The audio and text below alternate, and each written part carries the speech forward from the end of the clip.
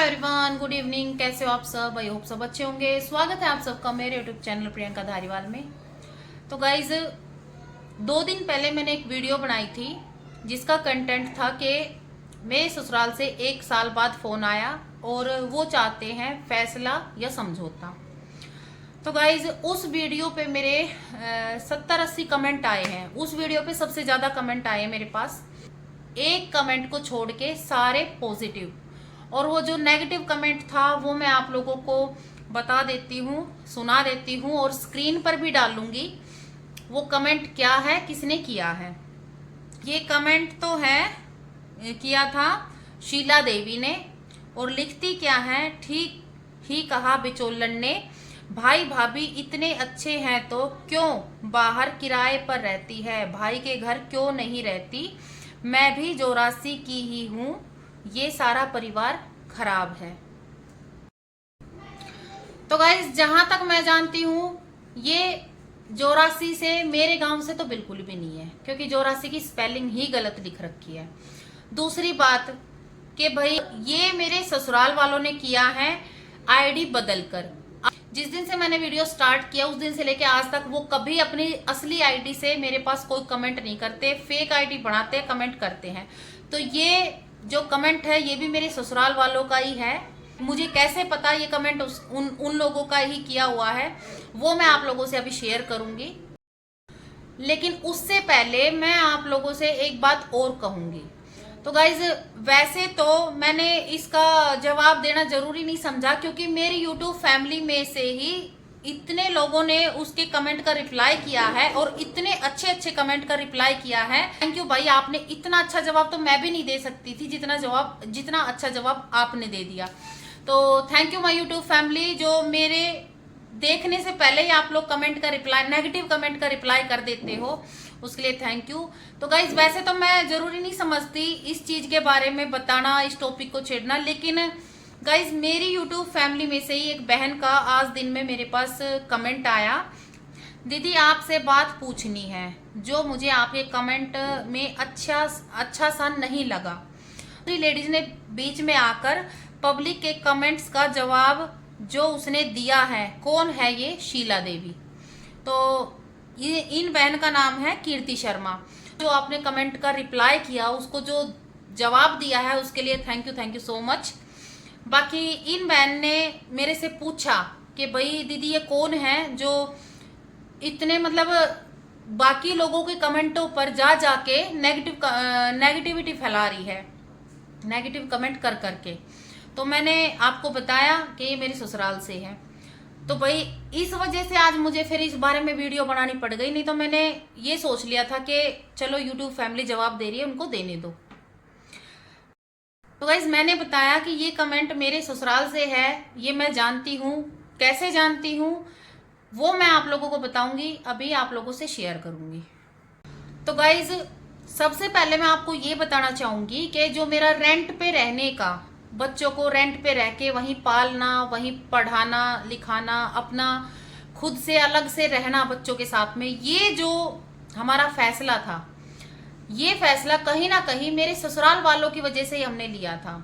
इसके जिम्मेदार कहीं ना कहीं मेरे ससुराल वाले ही हैं। कैसे वो मैं आप लोगों को बताऊंगी। तो गाइज मैंने अपने पहले के व्लॉगों में बताया भी है कि जब मैं ससुराल से निकली थी, मारपीट के बाद निकली थी, तो मैं 1-1.25 महीना अपने मायके रही थी। छुट्टियां मैं यहाँ रही थी। मैं जब छुट्टियां खत्म हो गई, बच्चों के स्कूल खुल गए, तब जाके मैं रेंट पे रहने लगी हूँ।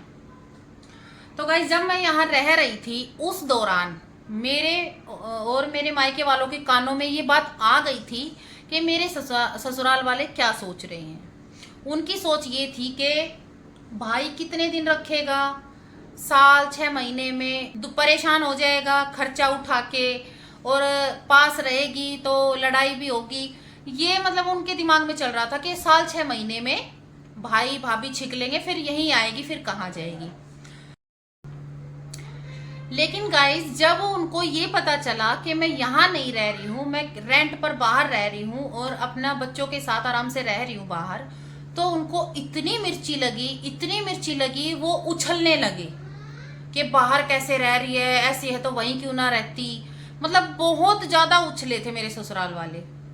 और इतना ही नहीं गाइज, मेरे हस्बैंड जब हमारी काउंसलिंग होती थी, काउंसलिंग के दौरान मेरे सामने और काउंसलर मैडम के सामने क्या बोल के जाता था कि क्यों बाहर क्यों रहती है, रेंट पे क्यों रहती है, ऐसी है तो वहीं क्यों नहीं रहती, ऐसा इसका भाई है तो वहीं क्यों नहीं रखता अपने पास, क्यों छोड़ रखा है रेंट पे, क्यों रखा है इसको बाहर।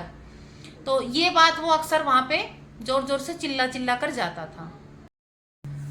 तो गाइज मेरे पति, ननद, देवर, सास, इन लोगों ने ये सोचा था कि मतलब मेरी भाभी को भड़काने में कोई कसर नहीं छोड़ी, पूरी कोशिश की थी मुझे यहाँ से लात लगवाने की। तो गाइज उसी टाइम जब मैं यहाँ रह रही थी, मैं रेंट पे गई भी नहीं थी, तभी हमें ये बात पता चल गई थी कि उन लोगों की क्या सोच है। तो गाइज उसी टाइम मेरे भाई ने, बहनों ने, हम सब ने मिल के ये फैसला ले लिया था कि हम वो नौबत आने ही नहीं देंगे जो वो लोग सोच रहे हैं। हम कुछ ऐसा करेंगे कि उन लोगों के मंसूबों पर पानी फिर जाए। तो गाइज मेरे घर वालों ने मुझे अपने पर बोझ बनाने की बजाय मुझे ये समझाया, मुझे इस तरह से मतलब मोटिवेट किया, पर भी हम तेरा चाहे जितना अच्छा कर लेंगे, चाहे कितना भी हम तेरे लिए तुझे सपोर्ट कर देंगे, लेकिन फिर भी जब तक तू अपने पैरों पर खड़ी नहीं होगी उन लोगों को समझ नहीं आएगा कि हाँ तू भी कुछ कर सकती है। तो हम तो है ही तेरे साथ में, लेकिन अपने लिए खुद स्टैंड लेना, खुद करना, अपने हिसाब से जीना सीख। तो गाइज मेरे घर वालों ने उसी टाइम ये फैसला ले लिया था कि मैं बाहर रेंट पे रहूंगी और उन लोगों के जो मंसूबे हैं उन पर पानी फेरना है।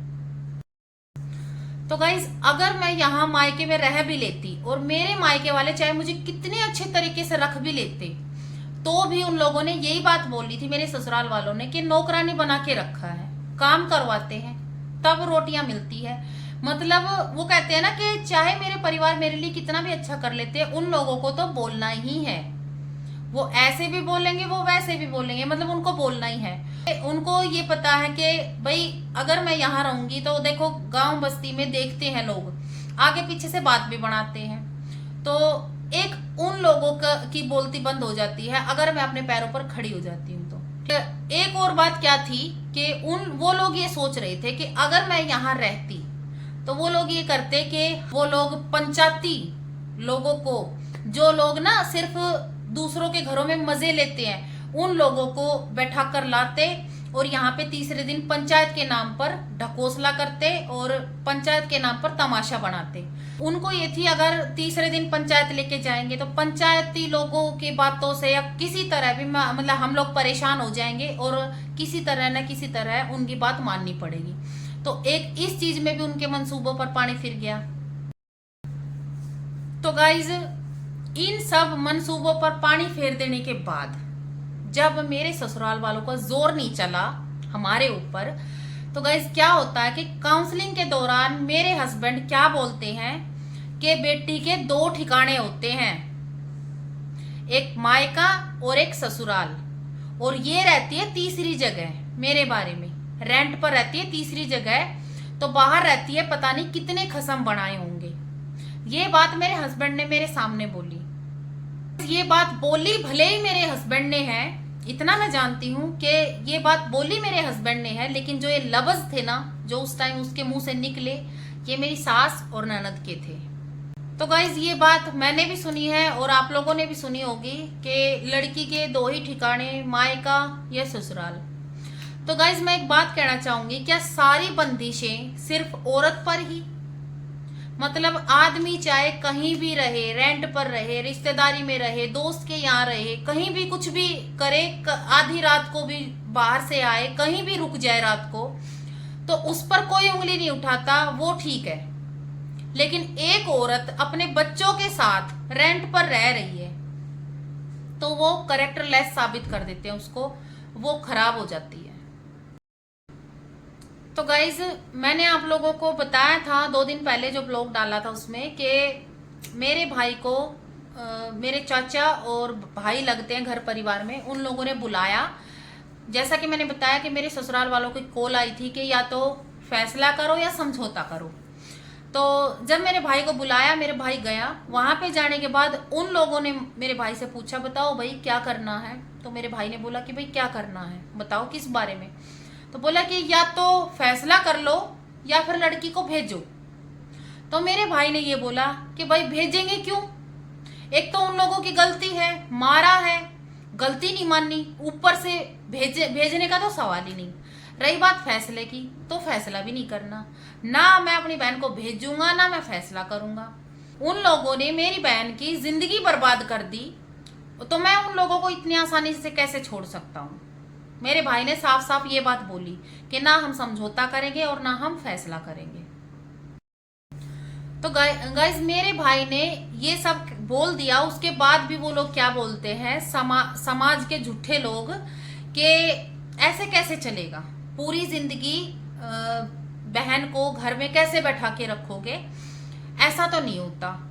तो मेरे भाई ने बोला क्यों भाई, पहली बात तो वो यहाँ रहती नहीं है, अब वो कमाने भी लगी है भाई, अपने पैरों पर खड़ी हो गई है, उसे मेरी भी जरूरत नहीं है, तो वो क्यों नहीं रह सकती अपने बच्चों के साथ अलग रेंट पे, क्यों नहीं रह सकती, जब वो अपने बच्चों को खुद सक्षम है पालने में कमाकर, तो वो क्यों नहीं रह सकती अलग।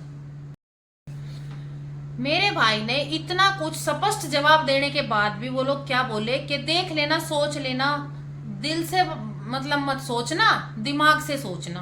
बताओ, मतलब मेरा भाई मेरे बारे में दिल से ना सोचे, हम साथ पले बड़े, हम दोनों ने सुख दुख एक साथ देखे हैं, झेले हैं, लेकिन आज मेरा भाई, वो लोग कहते हैं कि दिल से मत सोचना, दिमाग से सोचना। तो मेरे भाई ने यहाँ आकर ये सारी बातें बताई मुझे और बोला कि बताओ, ऐसे लोग ये बोलते कि दिल से मत सोच, क्यों ना सोचूं, मैं अपनी बहन के बारे में दिल से सोचूंगा, दिमाग से भी सोचूंगा। तो गाइस देखिए, मैं 1 साल से ज्यादा हो गया मुझे बाहर रहते हुए, एक बार भी वो लोग नहीं आए जो अभी 2 दिन पहले पंचायती बने थे ना, एक बार भी हमारे पास नहीं आए। मेरे पास आए हो, मेरे भाई के पास आए हो, मेरे से पूछा हो कि बहन ये बताओ, बेटा ये बताओ, तुम कैसे रह रही हो, तुम्हारे साथ क्या हुआ था, किस बात पे झगड़ा हुआ था, उन लोगों ने कुछ किया, मतलब गलती माननी कि नहीं माननी, फिर आप लोगों ने क्या सोचा है, कौन सा केस चल रहा है, खर्चा कौन उठा रहा है। ना कभी मेरे भाई से पूछा कि भाई तू कहाँ से कर रहा है, क्या मतलब दोनों परिवार को पाल रहा है, तेरा सही चल रहा है कि नहीं चल रहा है। कभी कोई मतलब नहीं, यहाँ तक कि कोई हारी बीमारी से भी मतलब नहीं उन पंचायतियों को। मेरी मम्मी बीमार रही है 2.5 महीने, 2-2.5 महीने बीमार रही है, मेरे पापा है नहीं। उन लोगों ने, एक चाचा लगते हैं, उन्होंने कभी आके मेरे भाई के सर पे हाथ नहीं रखा कि बेटा तेरे पापा नहीं है तो तेरी मम्मी आजकल बीमार चल रही है, कहाँ से तू पैसा लगा रहा है, कैसे तेरा घर खर्चा चलता है, तू बहन का भी खर्चा उठा रहा है, तू घर अपना भी खर्चा उठा रहा है, तू मम्मी का भी कर रहा है, सब ठीक है, कभी जरूरत तो नहीं है भाई, कभी जरूरत पड़े तो हमें बताना, हम बैठे हैं। कभी कोई मतलब नहीं उन पंचायतियों को, बस इतना है कि जब मैटर बहन बेटी का आता है तो उसमें पंचायती जरूर बनना है। तो गाइस ऐसे लोग हैं, इनके लेके चाहे कोई मरे कोई जिए, बस इनको दूसरों के घरों में पंचायत से मतलब होता है कि दूसरे के घरों में बस पंचायत कर लो, बाप नहीं है, खुद पंचायती बनना है। वैसे एक दिन भी नहीं आए, बाप नहीं है तो कैसे, क्या बेचारी बाहर रह रही होगी, कैसे मैनेज करते होंगे, इनके सर पे बाप का साया नहीं है, एक दिन भी नहीं आए, वैसे पंचायती बनना है भाई, इनके बाप नहीं है तो हम लेंगे इसका फैसला। तो गाइस मेरे भाई ने वहां साफ साफ सीधा जवाब दे दिया था कि देखो भाई हम देख लेंगे, हमें क्या करना है। और घर पे आने के बाद भी मेरे भाई ने मुझसे एक ही बात बोली थी कि तू टेंशन मत ले, मैं उनको भी बोल आया हूँ और तेरे को भी बोलता हूँ, कोई पंचायती हमारे घर में ये नहीं पूछने आता कि क्या हाल चाल है, कैसे क्या चल रहा है, ना हमें कोई खाने को देके जाता है, तो हम क्यों सुने किसी की। हम वो करेंगे जो हमारा मन करेगा, जो हमारा दिल करेगा, हम किसी पंचायती की नहीं सुनेंगे। अपने काम को देख और किसी की कुछ मत सुन, मत टेंशन ले, मैं हूं तेरे साथ। तो भाई मैं तो सभी से एक ही बात कहना चाहूंगी कि जो लोग हमारे दुख में साथ नहीं देते, सपोर्ट नहीं करते, उन लोगों को अपने मामले में बिल्कुल भी पंचायती ना बनाए। और रही बात कहने की, तो चाहे हम अच्छा करेंगे तब भी वो लोग बोलेंगे, हम बुरा करेंगे तब भी वो लोग बोलेंगे, उनका तो काम है बोलने का, दूसरों के घरों में पंचायत करने का। तो गाइज किसी के ना सुने, कोई हमें खाने को नहीं देके जाता। अपना जब खुद ही मेहनत करके खुद ही कमा के खाना है तो क्यों किसी को अपने घर में पंचायती बनाए। बाकी बस ये है कि इतनी मैं भाई दुआ करती हूँ सभी के लिए, सभी बहनों के लिए, कि भाई जैसा परिवार मुझे मिला है मायके वाला, ऐसा परिवार सबको मिले। भाई आज के लिए इतना ही था, मिलते हैं नेक्स्ट वीडियो में, तब तक के लिए राम राम।